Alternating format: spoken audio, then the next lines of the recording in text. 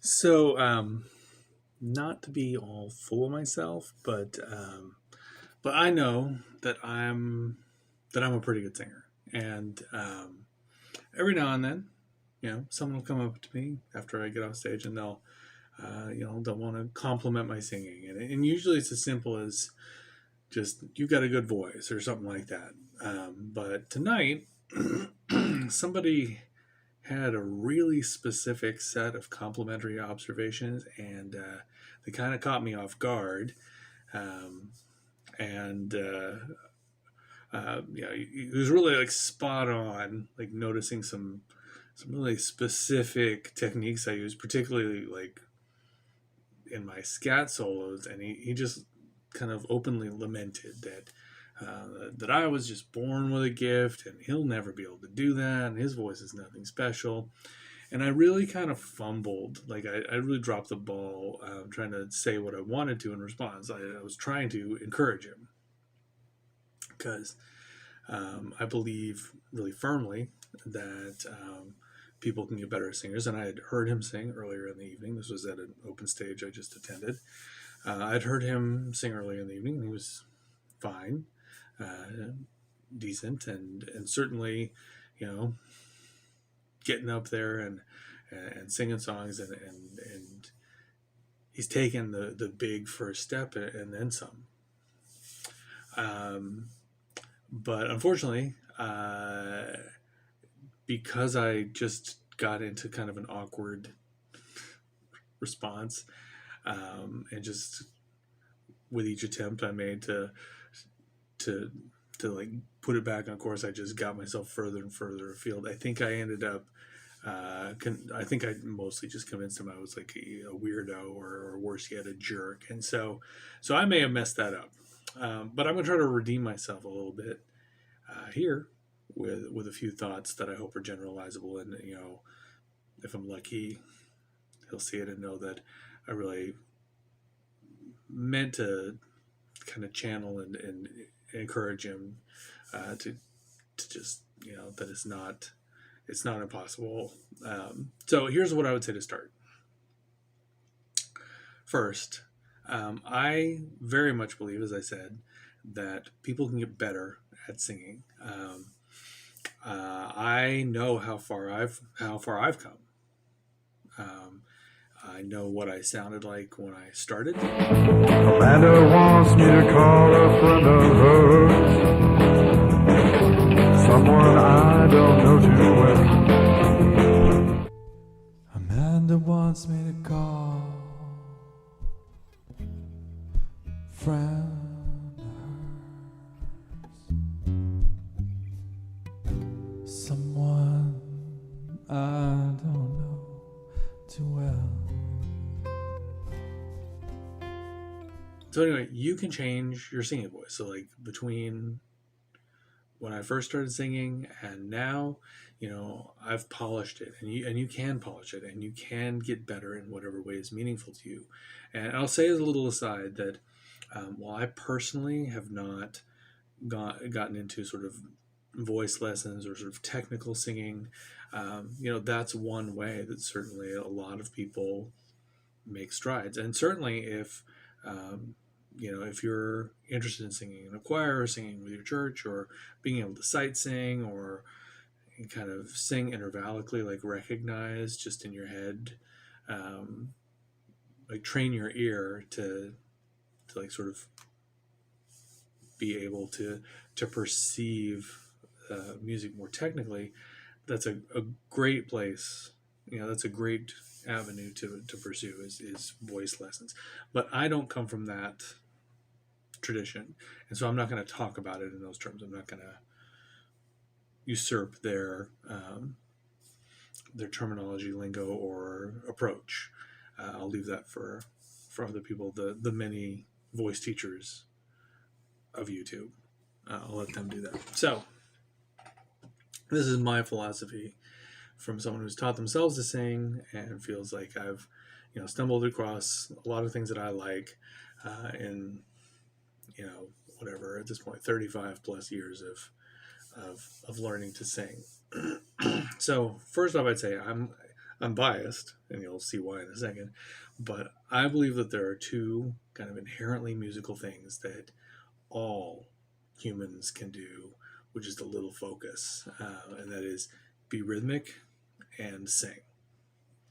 And so um, I could go on and on about this, like subtle little tips or tiny kind of tricks or coaching, but starting generally, here are some of the things that sort of spring to mind as like kind of watchwords or beacons that you can try to synthesize into your own approach. So it starts with the word confidence.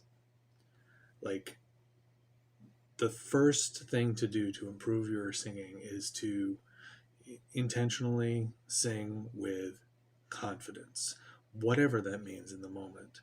Like, just ask yourself, could I be singing this more confidently? And think about what that means. The second thing is the one like technical physical thing that I distilled down to you is air.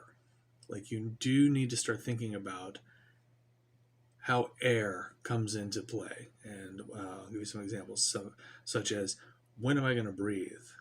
And teaching yourself to take a big breath very quickly, to take a gasp, a controlled gasp, for instance. Understanding that a note you think you can't hit, you might be able to hit if you put a little more air through your pipes. Whether that's a very high note or a low note, you may just want to try that one more time with a bigger breath and see if that's a difference maker. A lot of times it is. I mean, everyone's got a finite range to their voice, except for Bobby McFerrin. But you can train your range, and also you can discover pockets of your range that you can reach if you use air a little differently. But one of the most important things is that your ears are not only your friend, but they are really in charge. Like, you need to use your ears all the time. You need to use your ears to help you make a bunch of small choices. Singing is about small choices. The voice is such a subtle, beautiful instrument, and we expect so much of it. And there's such an enormous part of our brain that is devoted to using our voice and also to hearing other people's voices. You have a lot of apparatus at the ready, and you're ready to make all kinds of small choices, just as you do when you're speaking. I could, say what I'm saying right now any number of ways, as you well know, and I don't need to demonstrate it, but we all know what it is to like make the choices of where you're going to emphasize things, of how your voice rises and falls, and where you're going to pause, and how it's going to sound. And you kind of guide yourself, and you just do it without even thinking about it. You're going to kind of port that over. These skills you already kind of have, and you're just going to build on them over here in the singing world. And you're going to make small choices about things like, right here, do I want to be loud or quiet?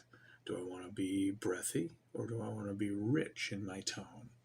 Do I want to sing short, clipped, or staccato notes? Or do I want to have long, drawn out legato notes? Do I want this singing to sound more like speech or more like wailing? Do I want it to be more raw emotion or more of a message? Do I want it, similarly, rhythmically, do I want it to be precise? Do I want it to really fit and really call out, really be perceived as rhythmic? Or do I want it to be a little looser? Whenever I make a choice, they make another choice, which is, did I like that? And another choice, which is, should I do that again? Or should I switch it up? Singing is about and musicianship is about making those kind of choices. But singing, if you're not feeling like you're a very polished singer, start making choices. Start doing the A/B comparison in your own mind as you sing along with the radio, I know it's probably not the radio that you're listening to, but if it was you sing along with music you like, with music you're familiar with, start to think about, what am I hearing? Can I mimic what my favorite singers are doing? Can I do it a little differently? Can I break down some of the small choices I'm hearing in that performance? Because trust me, they're there to be heard if you pay attention. And then finally, what I'd say is, um, as a novice singer, another thing a breakthrough moment is to realize that the microphone is a second instrument, and I'll link to another video I have separately about kind of using how to introduce yourself to how a microphone works and how to start using it as an instrument. But you know, think of it conceptually as it's like the ear of your special someone, or the special someone that you're singing to. So like get up close to be intimate, like if you were whispering in someone's ear, but back away if you're going to be loud. And microphones are really about distance and balance and how those two things interact. You always want to be gauging the distance you are from the microphone and how that is affecting your balance. In other words, your loudness in the mix. It's as if we suddenly turned up the vocals or turned them down. You want to be in command of that. Good singers don't have there's no one at the board constantly moving their volume around. Good singers, they get set at a good baseline volume and then they move around it as sounds right to them. That's another set of those decisions, but that is in essence using the microphone as your second instrument. So hopefully that's, I know it's as usual a little longer than it probably ought to be, but hopefully that's interesting. Hopefully that's helpful. Hopefully that gives you some stuff to think about, some stuff to play around with if you're a novice singer, kind of looking for, how do I get better? And certainly I encourage you to find other schools of thought, or to, look into what singing lessons, vocal lessons might have to offer you. But don't be daunted by the idea that you have to do that. And I'm not sure if I want to take that step. You can get better just by paying attention and following some of the things that I just told you, like thinking about those things and trying to notice them and trying to imitate them when you start to perceive them. And I think you'll be surprised at how much progress you can make. And it won't take long to start making leaps and bounds and get a lot better once you start doing that. So get out there, sing, sing, sing, sing, sing, have fun, and it's all part of a great journey that every musician has to make. So welcome to the club, and until next time.